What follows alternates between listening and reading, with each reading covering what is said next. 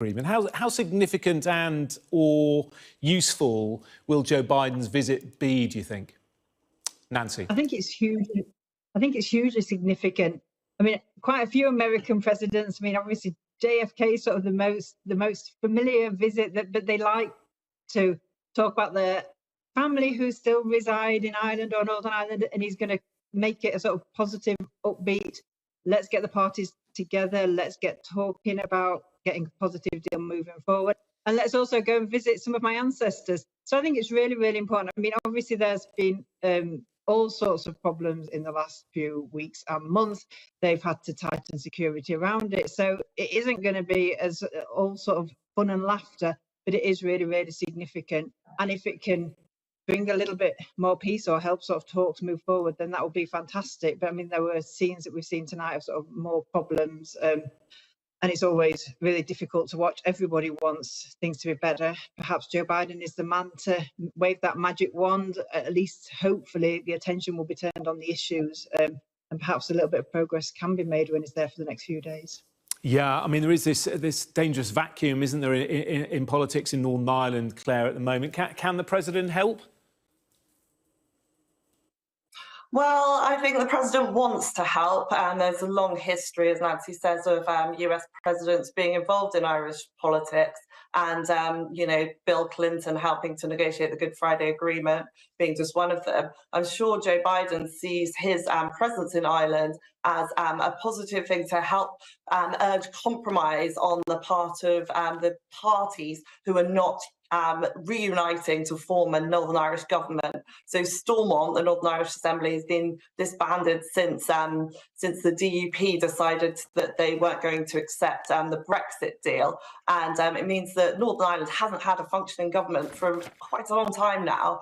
And Rishi Sunak was hoping to reunite the parties and bring them all back to the table for discussions with his Windsor Framework deal to sort Brexit for Northern Ireland, but that hasn't happened. And I'm sure Joe Biden will hope that his presence in Belfast, where he lands tomorrow, will help to try to bring the DUP, who are the ones who are refusing to come back to the table. But it does look unlikely, and the DUP has voted against the deal, of course. And it does mean that, you know, it's a fraught time in Northern Ireland.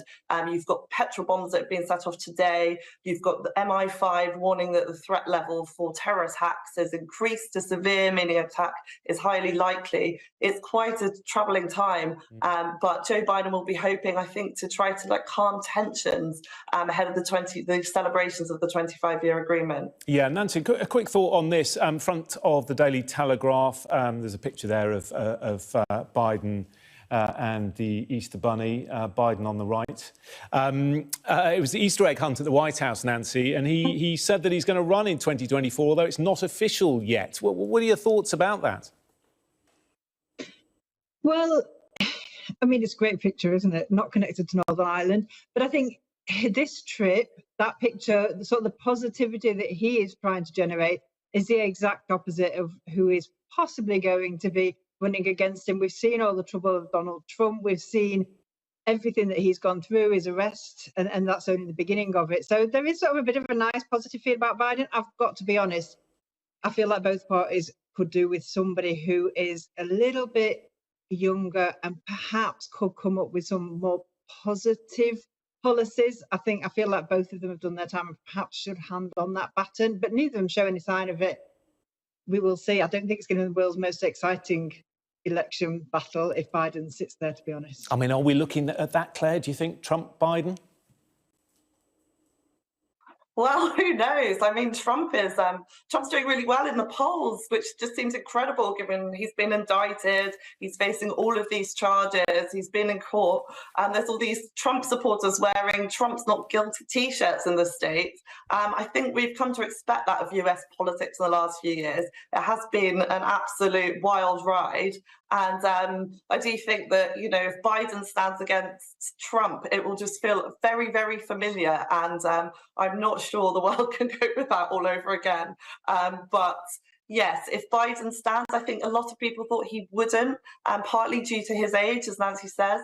But also, I think, you know, it's been quite difficult for the Democratic Party. I think the Democrats have really struggled to sort of do, you know, like get things moving in the US, and they've got the legacy of Trump kind of overhanging them at all times. And yeah, I think if Trump does stand, it will possibly be quite a fascinating election. And there's all of these suggestions that even if he is charged, he can still run for president, which just seems absolutely crazy. But who knows? We'll find out next year. OK, and we've just got 30 seconds to squeeze this story in from inside the Times. Nancy, we're spending less on food, but more on TV.